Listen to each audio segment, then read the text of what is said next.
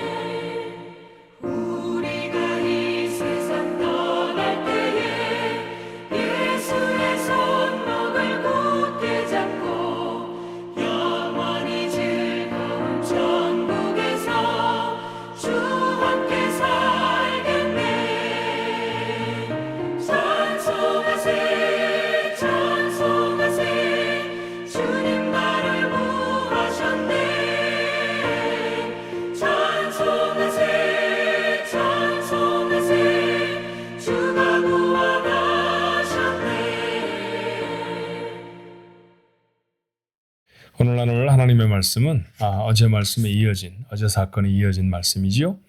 민수기 12장 9절로부터 16절의 말씀입니다. 민수기 12장 9절로 16절의 말씀 한 목소리로 같이 읽습니다.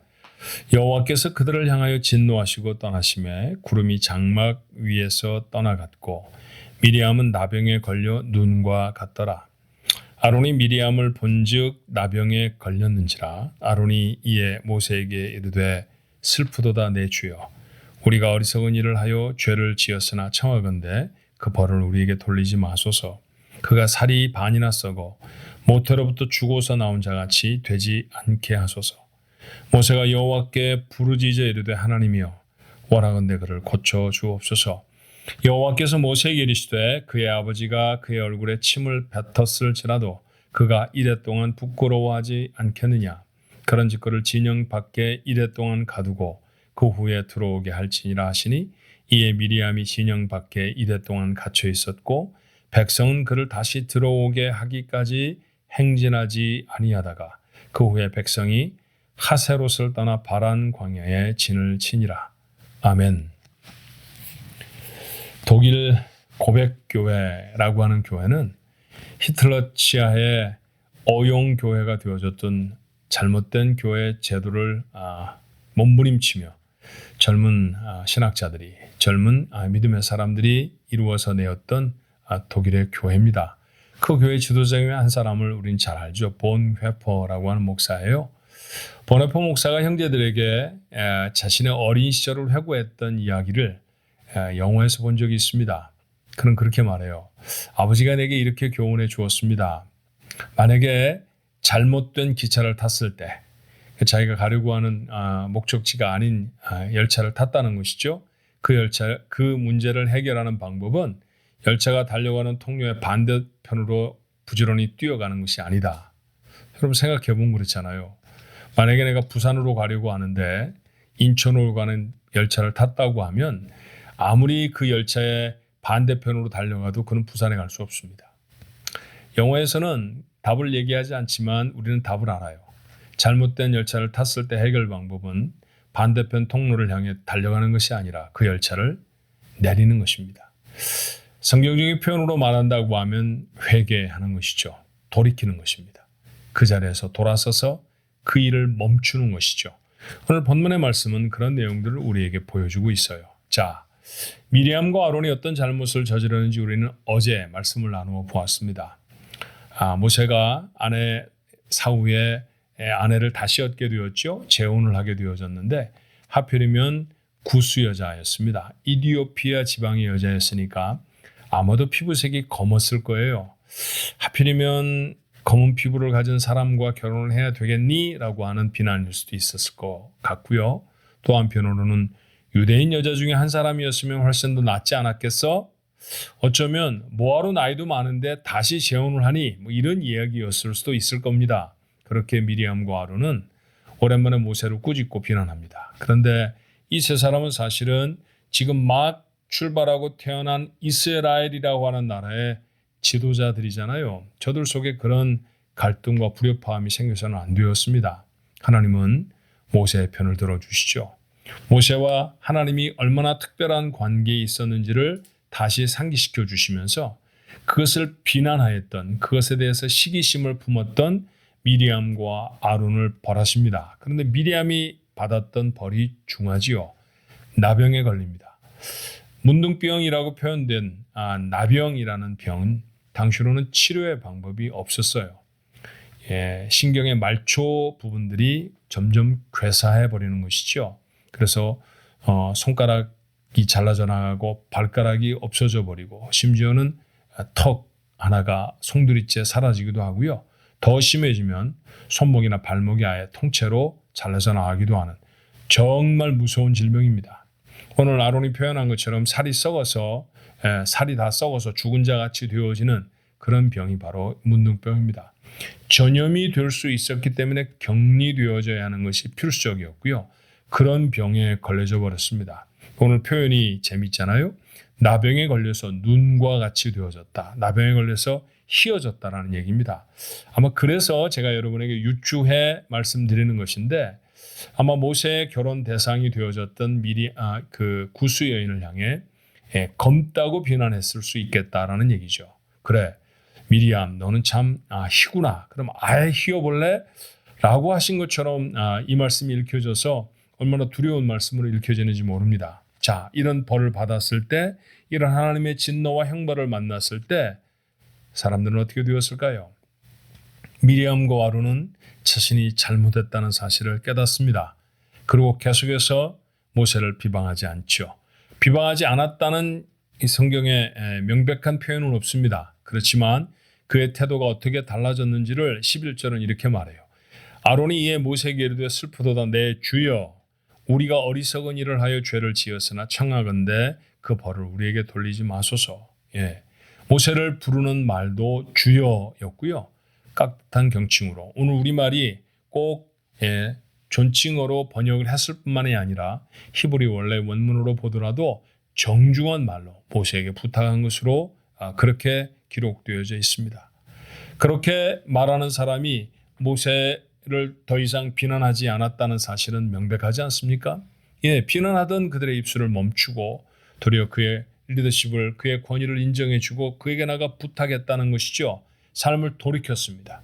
잘못된 행위를 계속하지 않고 그와는 다른 모습으로 살아가는 것, 이걸 성경에선 회개라고 부릅니다. 근데 여러분, 회개는 은혜입니다. 왜냐하면 성경 속에 참 많은 사람들이 얼마 전에 기록되어졌던 바로 같은 사람이 그랬죠. 하나님 앞에 잘못합니다. 예컨대 약속을 해놓고 이스라엘 백성을 놓아주지 않았잖아요.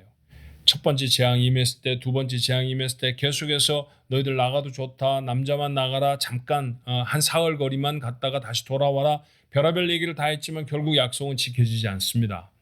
아무리 나라가 피폐해지고 어려워져도 바로의 마음이 돌아서지 않죠. 그 바로의 마음을 성경이 뭐라고 표현하던가요? 강팍하다라고 표현합니다. 그 강팍한 마음은 잘못을 돌이킬 만한 어려움들을 보아도 깨달음을 갖지 못했다는 얘기죠. 우리가 살아가면서 우리가 무엇인가를 잘못했을 때 그것이 하나님의 징벌이든 아니면 자연적으로 하나님이 만드신 삶의 원칙 속에서 얻어지는 어려움이든 우리의 삶에는 어려움이 생깁니다. 근데 그 어려움을 통해서 스스로의 잘못을 깨닫지 못하는 경우가 얼마나 많은지 몰라요. 임상적으로도 목회를 하면서 많은 성도들의 삶 속에 일어나는 문제와 어려움들을 봅니다. 저 사람이 저러지 않았었으면 참 좋았을 터인데 근데 어려움을 당해요. 근데 그 어려움 이후에도 똑같은 모습으로 살아가는 모습을 보면 그 어려움은 그에게 돌이킴의 기회가 되지 못했다는 사실을 깨닫게 됩니다. 그래서 저는 단언코 회개는 하나님의 은혜라고 믿습니다. 회개가 하나님의 은혜라고 하면 그 은혜를 간절히 구하는 마음이 우리에게 있어야 하는 것이죠. 살아가면서 단 한 번도 어려움을 겪지 않는 사람은 없습니다. 그런데 그 어려움을 자신의 교훈으로 삼는 사람은 그렇게 많지 않아요. 그것을 자신의 교훈으로 삼을 수 있도록 하나님 우리에게 회개의 은혜를 더하여 주옵소서.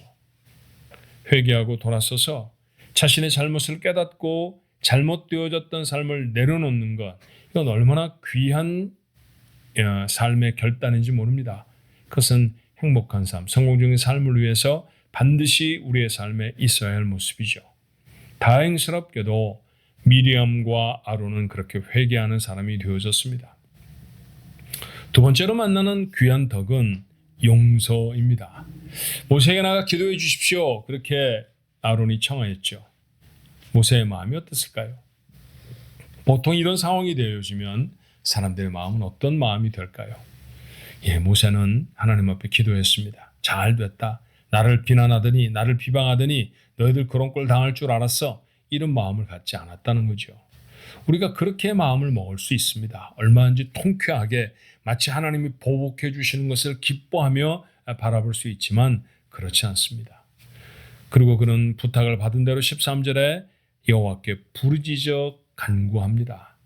하나님 앞에 얼마나 간절히 기도했는지 몰라요. 결국 하나님은 미리암을 아론을 용서해 주셨죠. 그리고 그들의 삶을 어떻게 벌하도록 하십니까? 7일 동안 이스라엘 백성 속에서 격리되어지도록.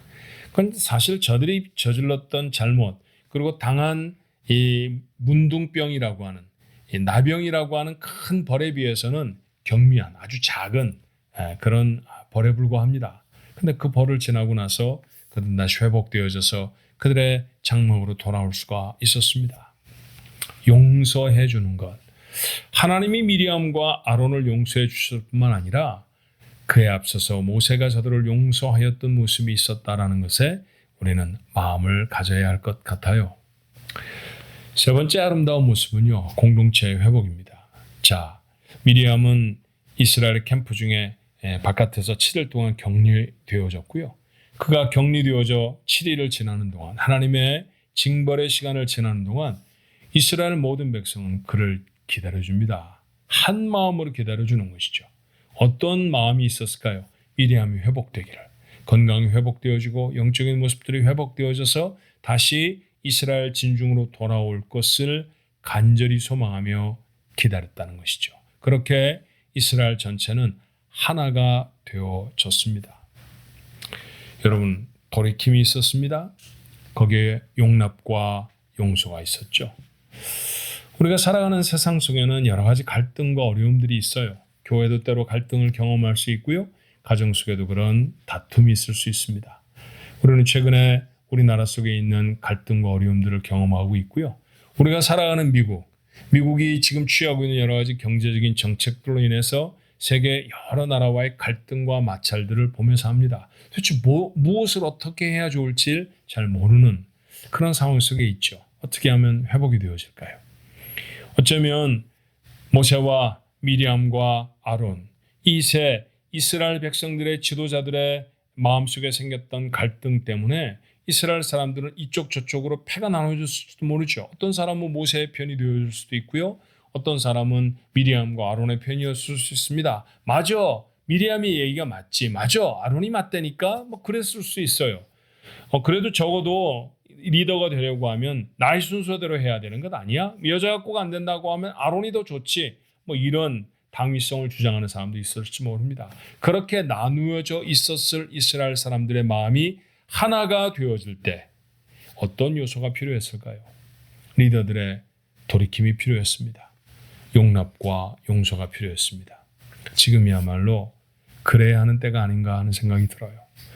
나라와 민족 가운데 이런 용서와 용납, 그리고 돌이킴, 그리고 자신의 잘못을 정말로 정직하게 인정할 수 있는 용감함, 이런 것들이 필요할 때입니다. 여러분이 여러분의 가정 속에서 갈등을 경험하고 계십니까? 우리가 교회를 이루고 있을 때 크고 작은 문제나 또는 갈등들을 만났을 때도 있었을 것입니다. 혹은 작은 그룹들 속에서 목장이나 아니면 전도회나 이런 곳에서 생겨지는 어떤 문제와 어려움들, 그 사람이 잘못하고 그 사람이 문제가 있는 것처럼 보여도 하나님은 어쩌면 이런 말씀을 통해 우리에게 말씀하실지 몰라요. 네가 멈추어라. 그리고 네가 돌아섰으면 좋겠다. 네가 용납했으면 좋겠다. 그렇죠. 우리가 내려놓는 것입니다. 우리가 돌아서는 것이고요. 우리가 용납하고 우리가 용서하는 것입니다.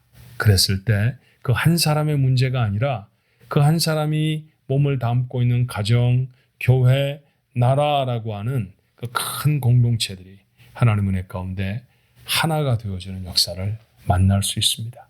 하나 되면 어느 때보다도 우리에게 간절한 시대를 살아가잖아요. 그 하나됨의 첫 번째 단추는 오늘 이 말씀을 나눈 성숙한 여러분과 제가 꿰어야 합니다. 그 용기가 우리에게 있는 귀한 하루가 되기를 소원합니다. 기도하겠습니다. 하나님, 심히 혼돈된 시절을 살아갑니다. 나라가 여러 모양으로 갈라져 있습니다. 피켓을 들고 거리로 뛰쳐나오지 않으면 도대체 자신들의 의견이 반영되지 않을 것 같은 조급함에 사로잡혀 있습니다. 많은 사람들이 누구 때문에 죽겠다고도 하고 누구 때문에 고통스럽다고 절규하기도 합니다. 하나님이로 혼돈된 세상을 어찌하면 좋을까요? 어쩌면 3500년 전에 이스라엘 백성들이 그랬을 줄 모릅니다.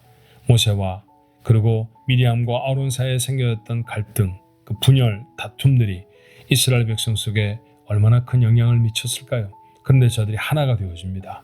무엇 때문일까요? 잘못된 사람들은 그 잘못을 멈추었습니다. 돌아섭니다. 그리고 그 어려움 속에서 자신의 삶을 돌아볼 수 있는 지혜를 가졌습니다. 누군가가 잘못했기 때문에 생겨진 문제이죠. 그러니 벌받는 것이 당연하다 그렇게 생각하지 않고 도리어 마음에 담고 하나님 앞에 나아가 기도해 주었던 용납과 용서의 모습이 있었을 때 하나님, 이스라엘 백성은 하나가 되어집니다.